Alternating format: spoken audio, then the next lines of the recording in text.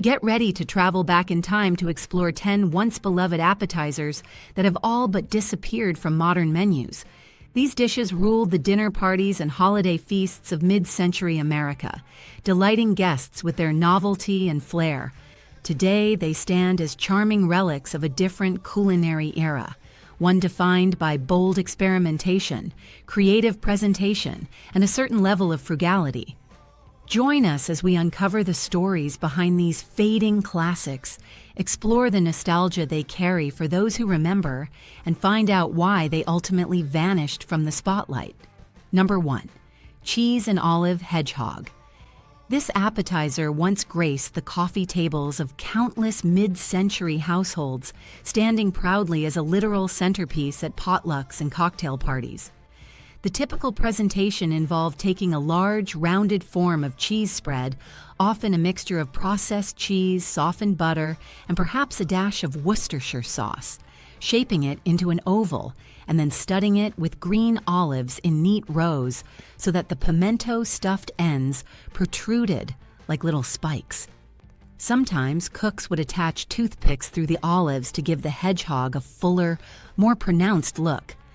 Beginning in the 1930s and carrying into the 1960s, home economists promoted this whimsical creation in magazines and cookbooks as an ideal showstopper for baby shower buffets, Tupperware parties, or any casual get-together, where baby boomers grew up sampling these novelty treats.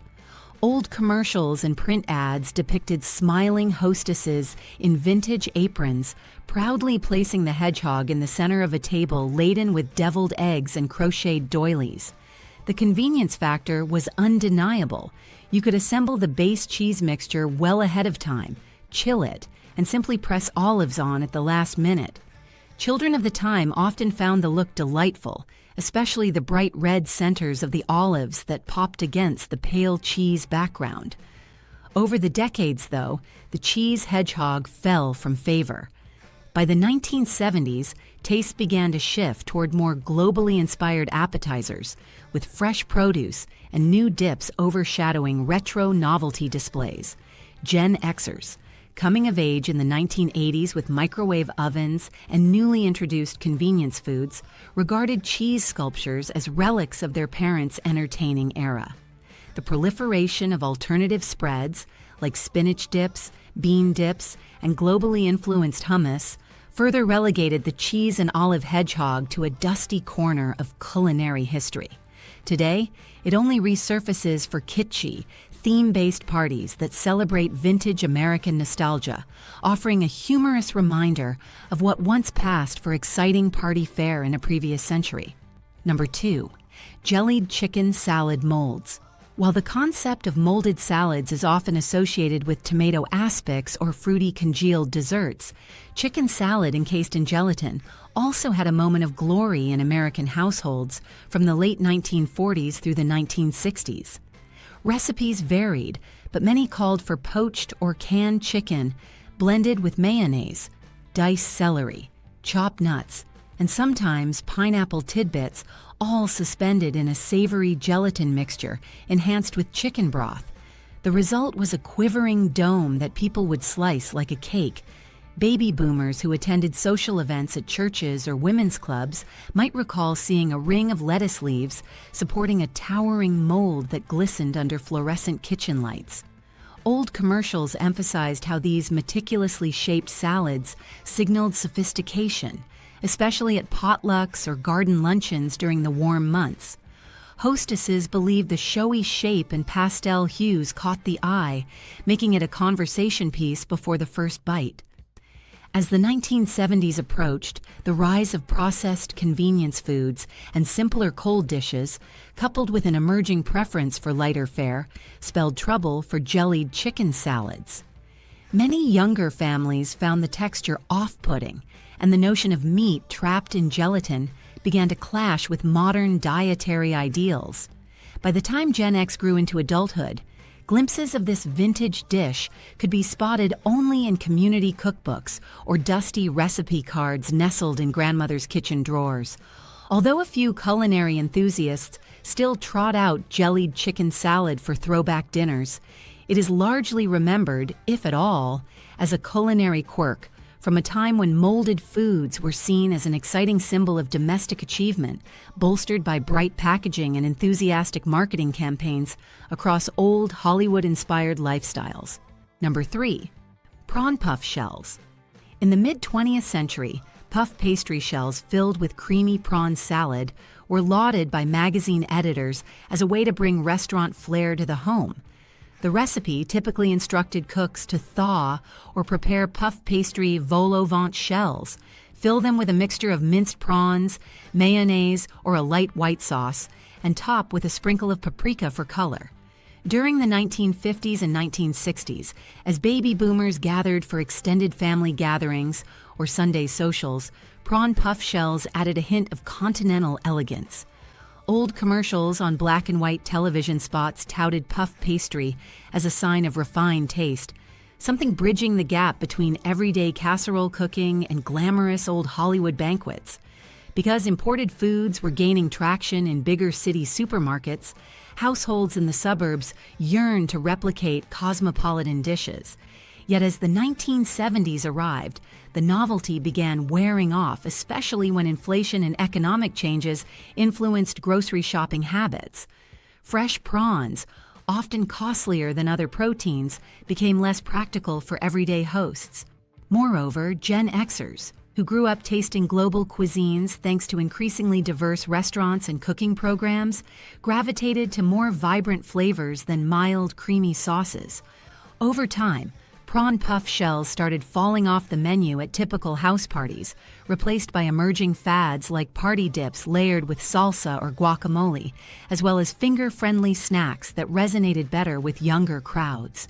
Today, while you might still spot miniature puff pastry appetizers at some catered events, the classic mid-century prawn version has faded to the margins, overshadowed by modern seafood bites that emphasize grilled, spicy, or tangy flavor profiles. Number 4. Bologna cake. In the realm of vintage American appetizers, few items are as surprising or perplexing as the so-called Bologna cake. Essentially, it's a layered stack of large bologna slices, frosted with a cream cheese and mayonnaise mixture, sometimes adorned on top with decorative olives or pickles. Popularized in some southern and Midwestern states during the 1950s, it catered to frugal families seeking a striking party centerpiece made with inexpensive, readily available items. Old commercials on local TV stations and recipe pamphlets from processed meat producers reassured homemakers that bologna cake impressed guests with minimal fuss. Baby boomers who attended potlucks in community halls might recall such a tower, sometimes sliced into triangular wedges like a genuine cake. It neatly illustrates the post-war culture of experimentation, as families tested how to repurpose everyday products for social gatherings. Yet bologna cake quickly fell out of mainstream fashion in the 1970s, when hosts began preferring hors d'oeuvres that at least hinted at freshness. Over the next decade, as deli counters offered more diverse meats and cheeses, the monochromatic pink layers of bologna cake lost their novelty. Gen Xers, who grew up exposed to a wider variety of sandwich fillings, rarely embraced their parents' odd creation once they started entertaining on their own. Moreover, the 1980s saw increased awareness about nitrates in processed meats, making bologna cake feel not only dated, but also potentially unappealing health-wise. While the dish does live on in certain pockets of retro fandom, it lingers in the collective memory mostly as a kitschy relic, a comedic footnote in the story of 20th century appetizers that have largely disappeared from modern tables. Number 5. Banana croquettes with mayo. Sometimes referred to in old cookbooks as banana salad, this perplexing appetizer combined peeled bananas, mayonnaise, and crushed peanuts. The bananas would be halved or left whole, rolled in a tangy mayonnaise dressing, then coated with chopped peanuts to give a crunchy exterior. This dish made sporadic appearances on Southern or Midwestern tables throughout the 1940s and 1950s, where it was deemed a refreshing side for picnics or potlucks. You'd see it in local newspaper columns where homemakers exchanged recipes, praising the sweet-savory combination that offered variety beyond standard relish trays. Baby boomers might recall a distinct memory of biting into something that looked like a sweet treat, but tasted bizarrely nutty and creamy. Vintage commercials highlighted bananas as a nutritious fruit, and mayonnaise brands seized on any chance to broaden their usage suggestions, leading to all sorts of unexpected crossovers. The dish was not universally beloved, though. Many children found the flavor off-putting, and the concept of mayonnaise on fruit confused more than a few palates. As the 1960s progressed, more diverse produce selections entered grocery stores, while new condiments gained traction. By the 1970s, novelty fruit and mayo creations struggled to retain an audience, especially among younger families who craved straightforward foods and spicier, more international influences. Gen Xers, developing their own entertaining styles in the 1980s, gravitated toward dishes with broader appeal, leaving banana croquettes with mayo firmly in the past. Today, the recipe occasionally surfaces online as a nostalgic oddity, but it rarely makes a cameo at modern gatherings, underscoring a dramatic shift in what Americans consider an appetizing fruit-based starter. Number 6, fried macaroni loaf bites. The concept of shaping leftover macaroni and cheese into a loaf, chilling it, then slicing and deep-frying the slices, began circulating in newspapers and home ec circles around the 1940s. The resulting crispy-edged squares or rectangles became easy-to-serve finger foods. Families in the 1950s often saw this as a thrifty way to repurpose leftover pasta, back when wasting food was frowned upon, partly due to memories of rationing and economic uncertainty. Baby boomers recall nibbling these fried mac and cheese bites at casual get-togethers, sometimes dipped in ketchup or a tangy sauce reminiscent of what you might see in old commercials featuring national ketchup brands. They popped up at school bake sales, church gatherings, and neighborly potlucks, exemplifying the era's resourceful approach to cooking. However, as boxed macaroni and cheese grew cheaper and more mass-produced in the 1970s, and as new snack foods hit the market, the extra labor of creating a loaf, chilling it, and frying individual slices lost its appeal. Gen Xers, enthralled by more convenient after-school snacks, like microwavable pizza bites or ready-to-eat chips, weren't as captivated by a dish that required extended kitchen prep. By the 1980s, restaurants introduced more sophisticated versions of fried mac and cheese as novelty appetizers, but the homemade loaf approach became increasingly rare. Today, while fried mac and cheese balls occasionally appear at trendy diners or state fairs, the old-fashioned loaf slice variation has faded into obscurity. It stands as a tangible testament to a time when families proudly turned leftover staples into shareable appetizers, reflecting both a frugal mindset and an era of more limited convenience options. Number 7, cold tongue with parsley aspic. During the early to mid-20th century, beef tongue was more commonly found in American butcher shops and home kitchens than it is today, thanks in part to the nose-to-tail cooking philosophy of earlier generations. An appetizer that gained notoriety involved cooking the tongue until tender, slicing it thin, and then encasing it in a parsley-flecked gelatin made from the tongue's own cooking stock. Baby boomers who came from families with Eastern European or Old World roots might recall seeing carefully decorated platters of cold tongue at wedding receptions or large community functions. Magazines often promoted this dish as a refined delicacy, with black and white photos showing neat slices set in shimmering aspic circles. Old commercials from the 1950s sometimes played on the idea of tasteful economy, suggesting that organ meat saved money while still delivering protein. Yet by the 1960s and 1970s, changing attitudes toward organ meats and rising prosperity allowed more households to skip less popular cuts. Meanwhile, the gelatin concept itself was starting to drift out of favor, with younger families seeking simpler, fresher presentations. Gen Xers coming of age in the 1980s found the idea of cold tongue in gelatin downright antiquated, especially as the era's cooking shows highlighted more appealing hors d'oeuvres like shrimp platters or stuffed mushrooms. Over time, the combination of organ meat and aspic practically disappeared from mainstream American entertaining, surviving only in tiny culinary niches or among older generations who cherish certain traditional dishes. In the broader context, cold tongue with parsley aspic now stands as a prime example of how the 20th century's approach to frugal yet elegant entertaining gave way to a different set of culinary values oriented toward convenience, freshness, and global diversity. Number 8, Spam and pineapple kebabs. In the mid-20th century, Spam was a household name, especially for families touched by wartime rationing or living in regions where fresh meat was scarce or costly. An appetizer variation that briefly caught on involved skewering cubes of Spam and canned pineapple, brushing them with a sweet glaze, sometimes brown sugar mixed with a bit of mustard or canned pineapple juice, and broiling until lightly caramelized. The result? Quick, portable bites straddling the line between sweet and savory, served hot off the tray.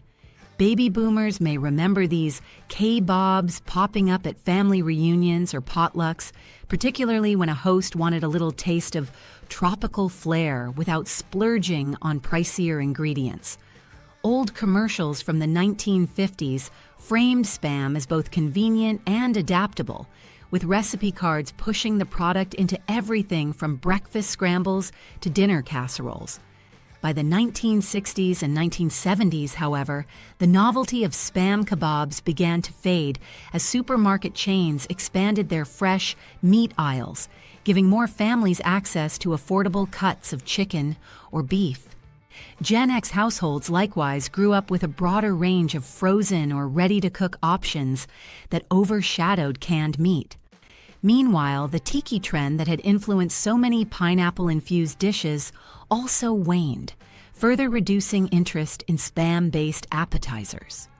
In the 1980s and beyond, many considered Spam old-fashioned or even comedic, an emblem of mid-century practicality overshadowed by modern tastes for fresh protein sources. While Hawaii remains a bastion of creative Spam cuisine, the canned meat's role as a go-to appetizer with pineapple kebabs elsewhere in the United States is now mostly a distant memory, shared occasionally at retro-themed parties to evoke nostalgia for times past. Number 9. Liver mousse en croûte. A few decades ago, liver mousse or pâté served en croûte, meaning encased in pastry, implied upscale sophistication. Drawing influence from classic French cooking, American hostesses in the 1950s and 1960s adapted the idea to domestic tastes using chicken or calf liver, plenty of butter, and flavored spirits like sherry or brandy. They would whip this mixture into a velvety spread, then seal it inside a puff pastry crust or wrap it with pie dough before baking. At holiday gatherings or important dinner parties, the golden brown loaf would be sliced and offered on crackers or small toasts. Baby boomers who grew up in households that aimed to mimic old Hollywood glamour might recall how adults praised the European charm of this appetizer, sometimes referencing black and white movies featuring refined dining scenes. Popular magazines showcased recipes that promised to help ordinary Americans host elegant soirees, with liver mousse en croûte as the star attraction. Yet, as the 1970s wore on, concerns about cholesterol combined with an influx of lighter, fresher recipes diminished the appeal of heavily buttered organ meat dishes. By the 1980s, Gen Xers, more open to global flavors but wary of heavy or old-school courses, rarely chose to serve or eat liver mousse, especially when safer bets like cheese platters and crudités soared in popularity. In the broader shift toward casual entertaining, the formality of slicing a pastry-wrapped loaf of liver spread seemed outdated. Today, you might still find artisanal pâtés in specialty food shops, but the dramatic en croûte presentation is scarcely seen, living on chiefly in classic French restaurants or among hobbyists dedicated to preserving vintage cooking traditions.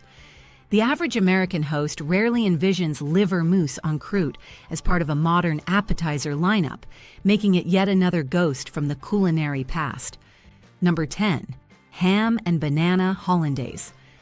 Among the most head-scratching appetizers or light entrees from the mid-century is ham and banana hollandaise, a dish that saw halved bananas wrapped in slices of ham, placed in a baking dish, and covered with hollandaise sauce before being heated until bubbly.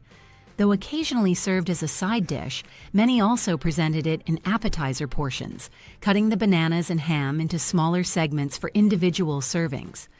Cookbooks from the 1950s sometimes grouped it with exotic recipes, possibly due to the inclusion of bananas, which symbolized a certain level of tropical novelty.